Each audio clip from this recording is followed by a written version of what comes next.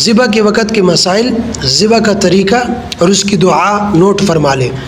Number 1، ذبح کے وقت اللہ کا نام لینا، بسم اللہ اللہ اکبر۔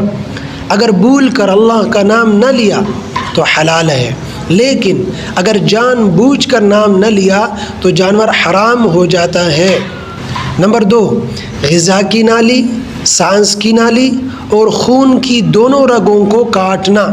کل 4 ہوتی ہیں، جن میں سے 3 کا کاٹنا بھی کافی ہے، اور اگر صرف 2 رگیں کٹیں تو وہ جانور مردار ہو گیا۔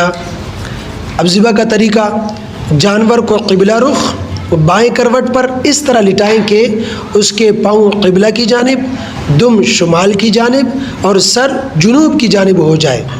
اس کے بعد یہ دعا پڑھیں، انی وجہت وجہی للذی فطر السماوات والارض حنیفا وما انا من المشرکین قل ان صلاتی ونسکی ومحیای ومماتی للہ رب العالمین لا شریک لہ وبذلک امرت وانا اول المسلمین بسم اللہ اللہم منک ولک۔ یہ دعا اگر زبانی یاد نہ ہو تو کسی کاغذ وغیرہ پر لکھ کر اس کو پھر اسی وقت پڑھیں۔ اس کے بعد بسم اللہ اللہ اکبر پڑھ کر ذبح کریں، اور ذبح کرنے کے بعد یہ پڑھیں، اللہم تقبلہ منی کما تقبلت من حبیبک محمد وخلیلک ابراہیم علیہم الصلاۃ والسلام۔